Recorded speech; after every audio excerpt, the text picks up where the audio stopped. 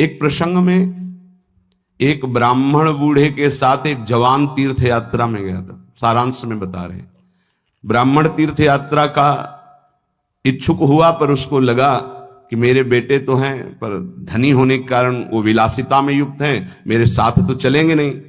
अगर कोई जवान आदमी मिल जाए, मुझे तीर्थ यात्रा करवाए, उसे कुछ भेंट पूजा दे देंगे। तो एक गरीब ब्राह्मण का जवान लड़का था, बात की तो उसने कहा हमारा भी सौभाग्य होगा कि तीर्थ यात्रा होगी, आप हमारे पिता तुल्य, आपकी सेवा होगी। समस्त तीर्थों में भ्रमण कराया। जब वृंदावन आए तो बहुत सेवा उसने की, उसका मन बहुत प्रसन्न हो गया। धनी का वृद्ध था तो गोपाल जी के दर्शन कर रहा था। उसने कहा वृंदावन को साक्षी करके, गोपाल जी महाराज सामने हैं, मैं बहुत प्रसन्न हुआ तुम्हारे ऊपर, तुमने इतनी सेवा की। एक बेटी ब्याह योग्य है, मैं तुम्हें ब्याह करवा दूंगा अपनी बेटी से। उनका देखो हमने तो नहीं कहा, तुमने कहा है ना, इस बात को ध्यान रखना, वहां जाके भूल मत जाना। ऐसा ही हुआ, सारांश में बताया। वो जब गांव पहुंचा तो वृद्ध की हिम्मत नहीं हुई अपने धनी बेटों से कह दे कि बहन का ब्याह उस गरीब के साथ कर दो। काफी दिन हो गए, कोई चर्चा नहीं, तो ब्याह की बात थी। उस गरीब ब्राह्मण ने जाके कहा बूढ़े ब्राह्मण से कि आपने कहा था भगवान के सामने कि अपनी बेटी का ब्याह तुम्हारे साथ कर देंगे। तो जवान बेटों के भय से उसने कहा मुझे याद नहीं ऐसा कुछ। भाई याद नहीं, तुमने भगवान के सामने कहा था, वो कह रहे हो याद नहीं। तो बेटों ने कहा कि चलो भागो यहां से। भगवान के सामने कहा बुलाओ भगवान को, अगर साक्षी दे देंगे तो हम बहन का ब्याह कर देंगे। बोले पक्का? तो उनको पता था कि मूर्ति कोई बोलती थोड़ी, चलती थोड़ी। तो उनका हाँ पक्का। बोले पंचों के बीच में बोल दो, पहले गांव में पंचायत होती थी पिंड छुटाने के लिए कि अतरे दिन ये परेशान करेगा। तो उन्होंने कहा पंचों के सामने यदि ठाकुर जी आके गवाही दे दे तो ब्याह करवा देंगे। ओ गरीब आदमी जो कुछ था बेचा, फिर वृंदावन आया।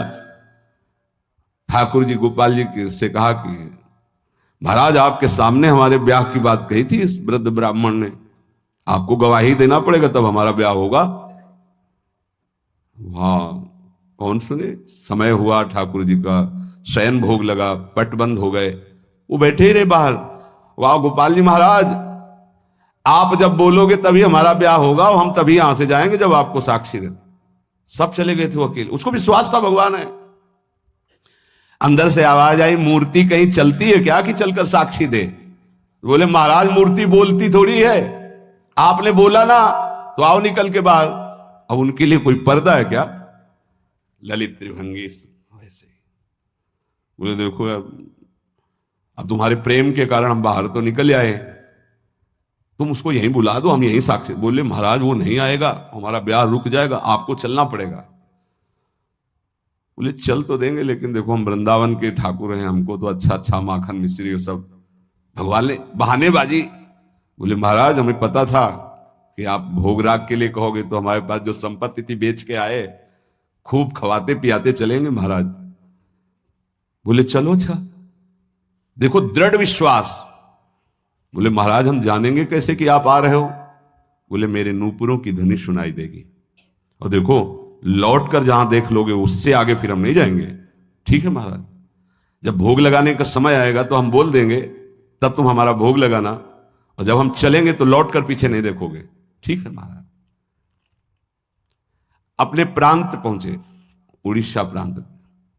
गांव जब नजदीक रह गया तो सोचा मुड़ के तो देखे, केवल पायले धुनी है, ठाकुर जी भी है। मुड़ के देखा तो श्याम घन साक्षात प्रभु।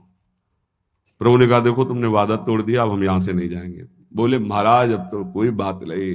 गांव में दौड़ के गया, गोपाल जी आए, प्रभु आए साक्षी देने के लिए मेरे ब्याह के लिए। पूरा नगर दौड़ पड़ा, पंचायत के सब ने देखा प्रभु विराजमान।